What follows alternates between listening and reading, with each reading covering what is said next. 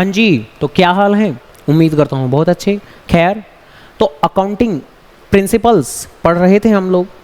Part first और second कर लिया था। मेनली सभी के सभी अकाउंटिंग प्रिंसिपल्स जो आपके क्लास 11th के सिलेबस में हैं वो सभी कर चुके थे। अगर नहीं किए हैं कवर, अगर नहीं देखा है, सीधा आप ये पार्ट थर्ड देख रहे हैं तो प्लीज़ पहले जाकर पार्ट फर्स्ट और सेकंड या पार्ट फर्स्ट तो एटलीस्ट ज़रूर देख लीजिए।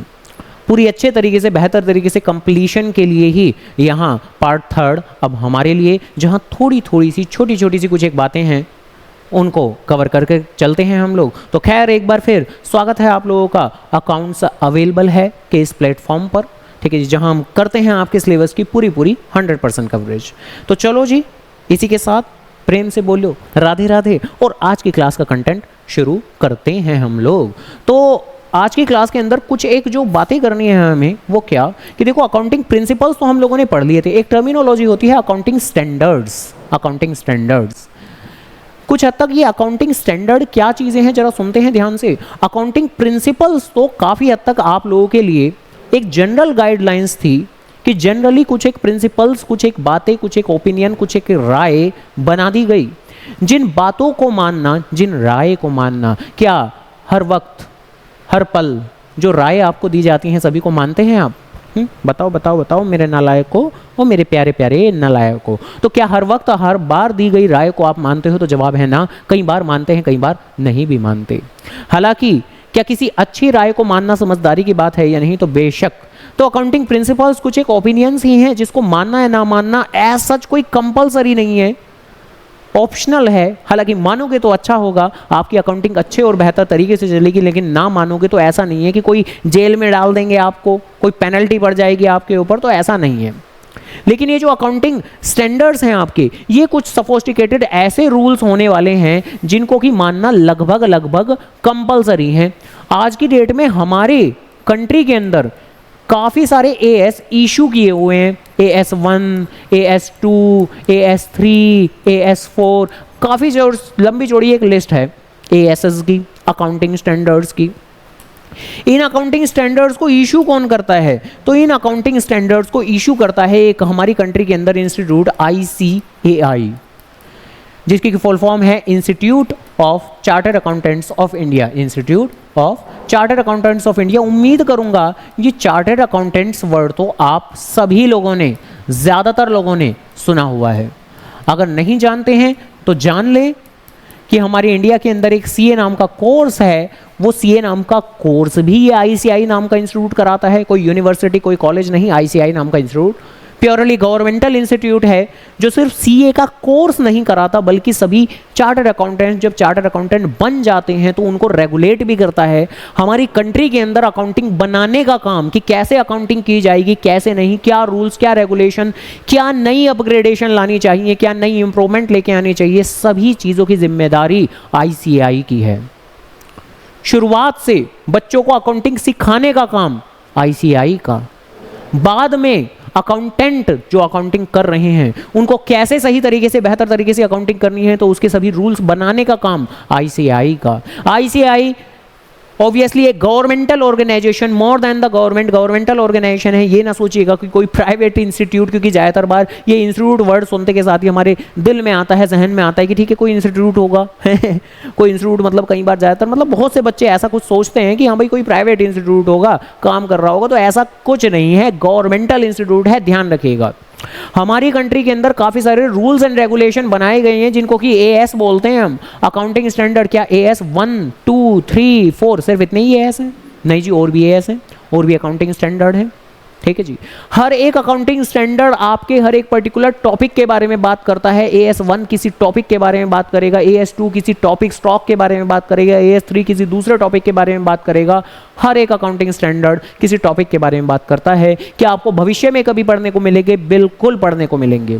अगर आप कोई प्रोफेशनल लेवल का कोर्स करेंगे, chartered accountancy course CA CS करेंगे, तो आपको निश्चित तौर पर ये पढ़ने के लिए मिलेंगे कि क्या लिखा है AS1 में, क्या लिखा है AS2 में।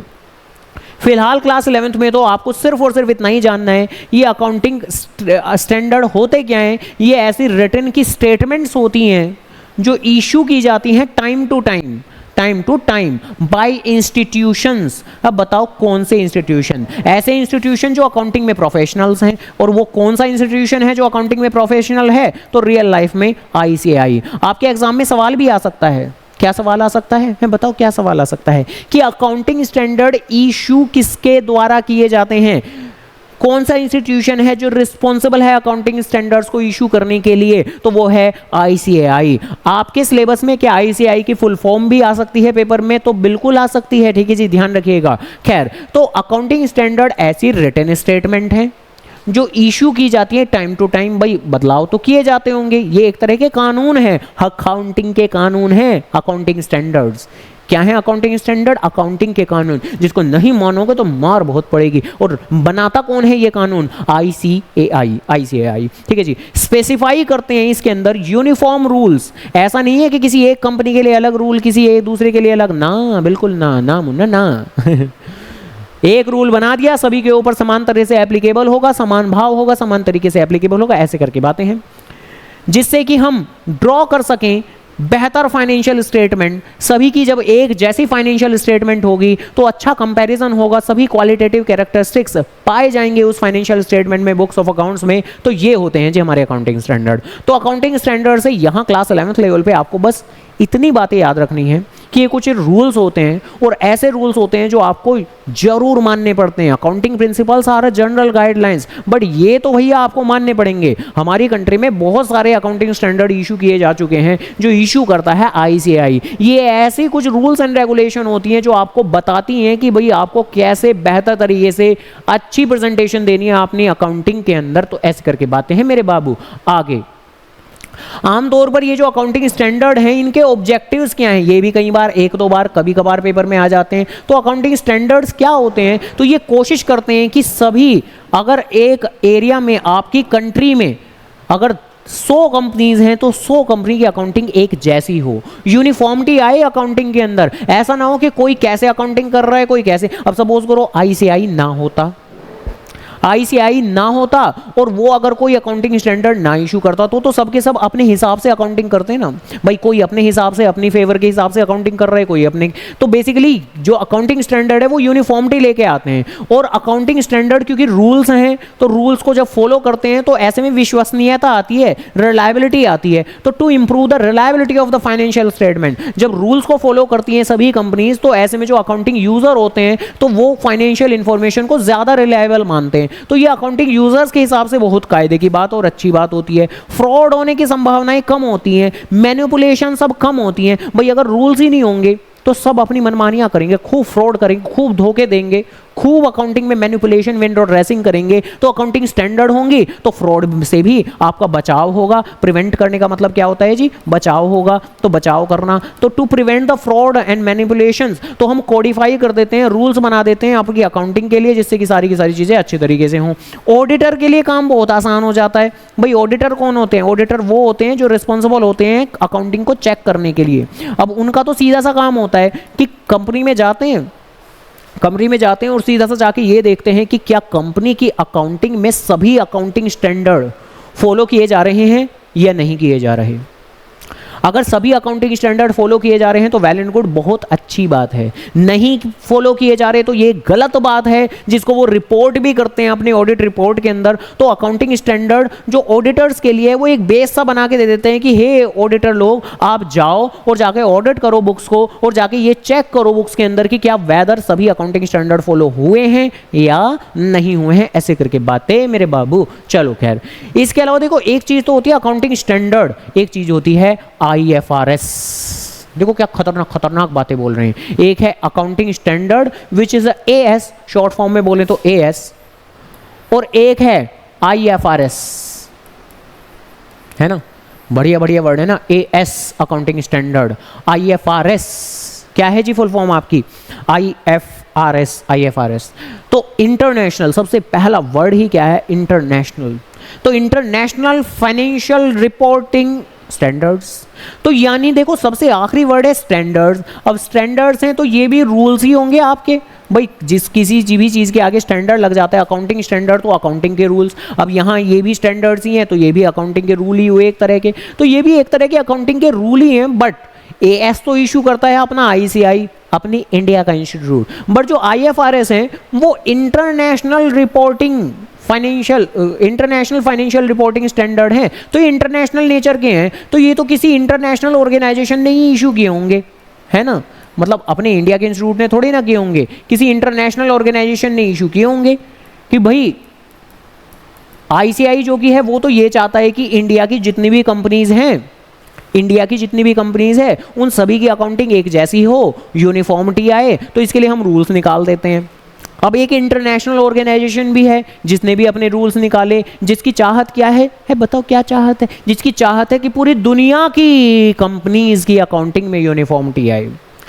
इंडिया में आईसीआई जो अकाउंटिंग स्टैंडर्ड इश्यू करता है उसकी तो जो इंपॉर्टेंस है, रिलेवेंस है, वो लिमिटेड है सिर्फ और सिर्फ up to the India, but IFRS का तो जो एरिया हुआ, स्कोप हुआ, वो बहुत बड़ा हुआ। यहां तो हमारा उद्देश्य है, पर्पस है कि पूरी दुनिया की कंपनीज की अकाउंटिंग में यूनिफॉर्मिटी आए, एक जैसी रहें। तो बेसिकली ये क्या है, this term refers to the financial standards, यानी ये कुछ फाइनेंशियल रूल होते हैं जो इशू किए जाते हैं, issued by the international accounting standard board. तो जैसा कि मैं बात कर रहा था कि भाई देखो अकाउंटिंग स्टैंडर्ड तो इशू आईसीआई करता है, तो अकाउंट आईएफआरएस ये किसके द्वारा होते हैं, तो देखो अकाउंटिंग स्टैंडर्ड तो आईसीआई इशू करता है, आईएफआरएस किसके द्वारा इशू किए जाते हैं, तो ये इशू किए जाते हैं आईएएसबी। ये क्या है, ये एक ऑर्गेनाइजेशन है, इंटरनेशनल अकाउंटिंग स्टैंडर्ड्स बोर्ड। तो जो मैं बात कर रहा था कि ये आईएफआरएस इशू किए जाते हैं किसी इंटरनेशनल ऑर्गेनाइजेशन के द्वारा, तो ये किए जाते हैं आईएएसबी, इंटरनेशनल अकाउंटिंग स्टैंडर्ड्स बोर्ड के द्वारा। और ये भी एक ऐसा प्रोसेस है जिससे हम इंप्रूव करते हैं क्या चीज़, कि फाइनेंशियल अकाउंटिंग रिपोर्टिंग अच्छे तरीके से हो पाए, इंटरनेशनली यूनिफॉर्म वे में हो पाए, जिससे कि जितने भी पार्टिसिपेंट्स हैं पूरी दुनिया में, जितनी भी अकाउंटिंग करने वाले लोग हैं, वेरियस अलग अलग शेयर मार्केट, कैपिटल मार्केट हैं, तो पूरे दुनिया को एक जैसा बना देंगे, हम सब के सब एक जैसा करेंगे। तो जो इन्वेस्टर्स होंगे वो सिर्फ विद इन देयर कंट्री नहीं इन्वेस्ट कर सकेंगे, बाहर के कंट्रीज में भी इन्वेस्ट कर सकेंगे। जब सभी की अकाउंटिंग एक जैसी होगी तो उन्हें एनालाइज करना भी फिर आसान होगा।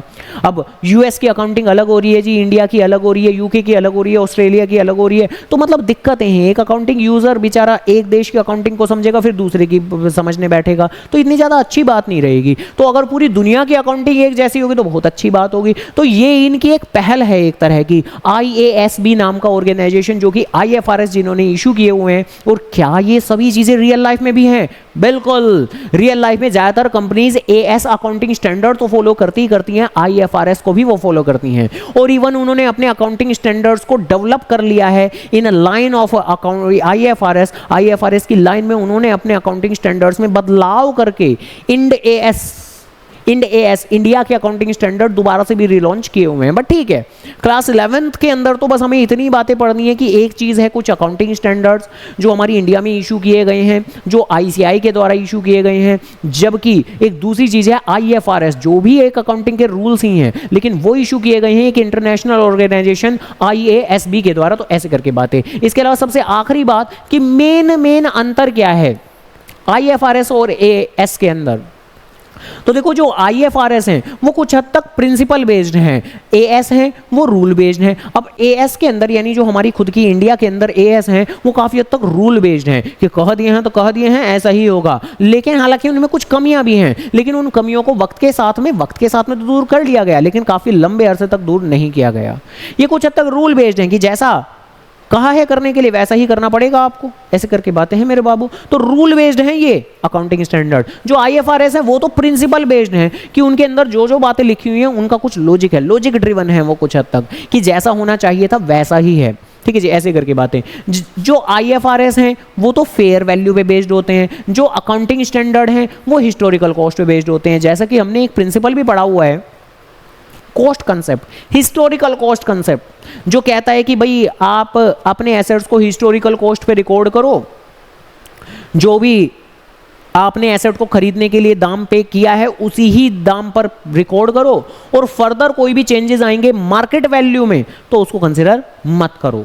तो बेसिकली जो अकाउंटिंग स्टैंडर्ड्स हैं वो तो सिर्फ और सिर्फ हिस्टोरिकल कॉस्ट को ही अपना मुद्दा बनाते हैं, मार्केट वैल्यू में कोई भी बदलाव आएगा उसको कंसिडर नहीं करवाते। जबकि जो आईएफआरएस है वो कहते हैं कि नहीं, मार्केट वैल्यू भी एक इंपॉर्टेंट एलिमेंट है। मार्केट वैल्यू का ही दूसरा नाम होता है फेयर वैल्यू। फेयर वैल्यू और मार्केट वैल्यू कोई अलग अलग शब्द नहीं है।